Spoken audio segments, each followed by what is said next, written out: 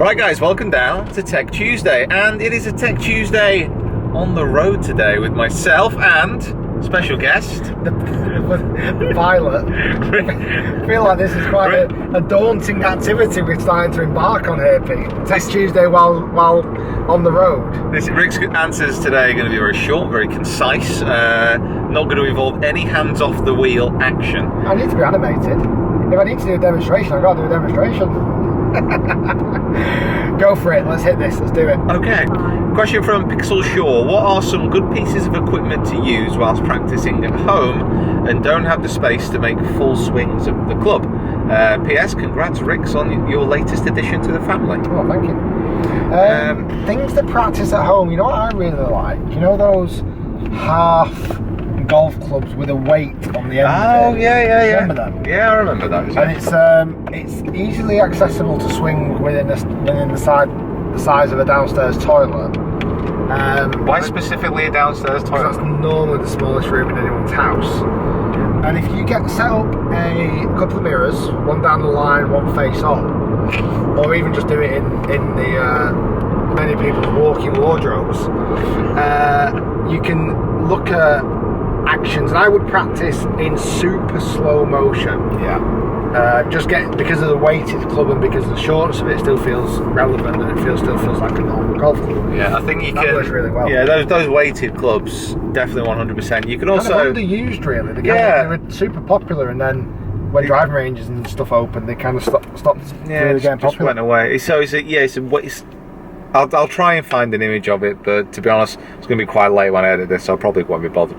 But it's a weighted club, just a thing on top. You can grip a club further down the shaft and use that as well, but it's obviously not going to be the same weight feeling. Is there anything else? No. Frying pan? Use a frying pan. Question from Rennie's the bomb. What are your opinions on proper custom fitting? The bomb. Example with TaylorMade or getting fit in American Golf. So getting fit with a manufacturer / getting fit with a superstore. I think if you know what you want, so if you know you want TaylorMade irons, for example, you know you want Titleist clubs, it would be better going to authorised fitting centre for them. It'd be better going to the authorised fitting centre. So Ping, for example, down in Gainsborough, or Titleist down at St Ives. But if you want a general fitting, God, it's so much difficult on the road. If you want a general fitting, superstores still offer an okay service. People like Torex, Nick Hipstead Torex, that's also a good service, a good option to use. You know, it is an interesting idea. I always think that somewhere that charges for a fitting, as daft as it sounds, I feel like you get a better fit. Yeah. Because someone that, let's say they charge a fee for the custom fitting service, but you receive that back off the clubs if you buy them, or if it's a fee that you don't receive back, the fitter has made his money. Yeah.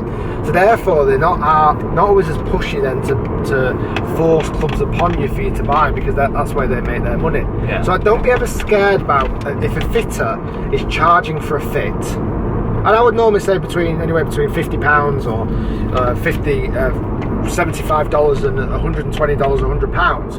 Don't be scared about that, because generally you get a much better service. Generally. Yeah, if they're a full-on custom fitter, that is their specialty, and they're charging that money.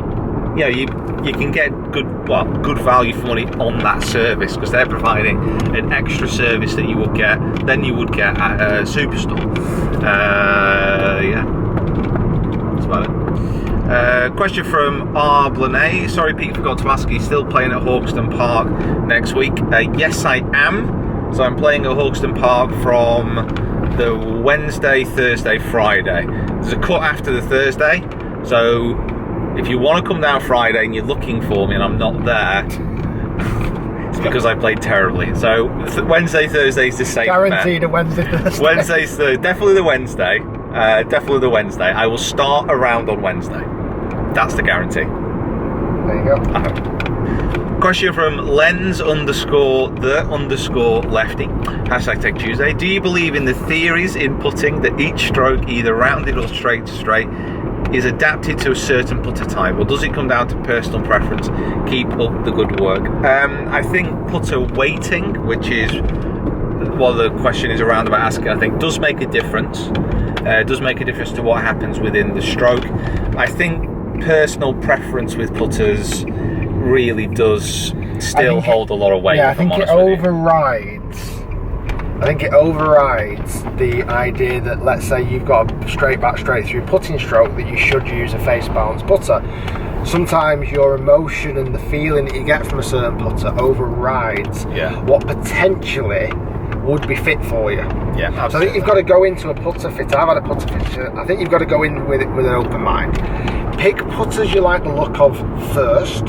Some of those won't fit you. Some of those won't work for you as good as others. And once you start to feel like you like the look of a certain putter and the style of a certain putter, then you can mould that certain style around your own putting stroke. But loads of putters break the rule in that. Absolutely, tons of them. It's one of those things. You can get a putter which is, say, good for your stroke, it's good for your setup, and overall that should be the best putter to be fit to.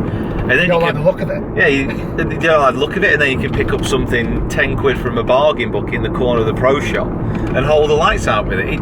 It's one of those things. Putting is so much dependent on confidence, and if you have the confidence with a putter, it can override a lot of technical qualities that putter may have. I think visuals on a putter are very important, and then the actual technical advantages that go into putting designs then starts to make pay its worth. But I think visually is something you need to fall in love with the look of a putter first. That gives, like Peter, that gives you the confidence that you can hold the world. Yeah.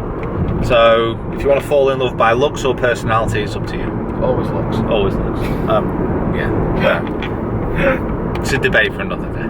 Question from Gur_Bolan, Bolan1. It's a very regular question. Thank you very much. Hey Pete, did you hear the rumours that Miura are working on irons for Tiger? Supposedly Miura have stamped clubs for Nike, but they had the Nike logo stamped on their clubs. Any thoughts?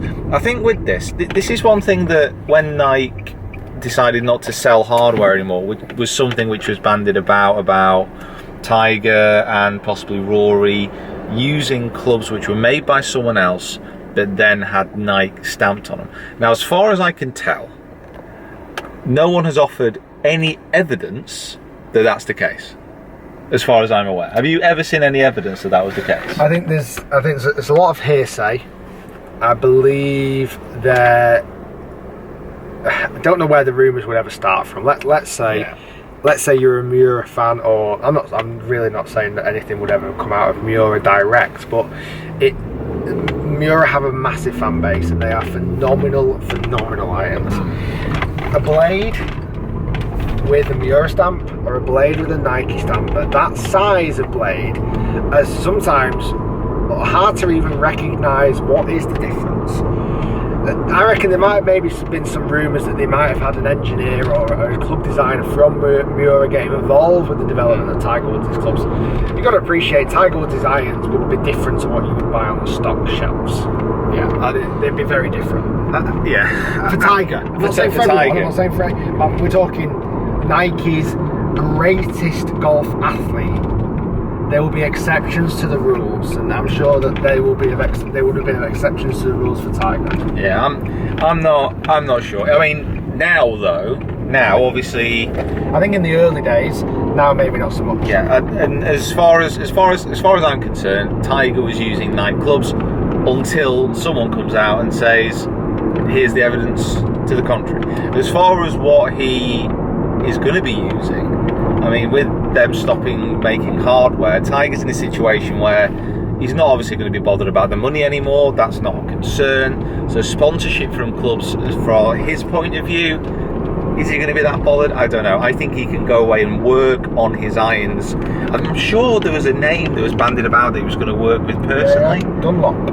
I thought it was Donne. I can see the confusion there, but I believe it's Dunlop. Maybe Slazenger. I think he's getting the K1 in his back. Hello. Okay, going to make this the last question because we're almost back. A question from Yat3S_Jack.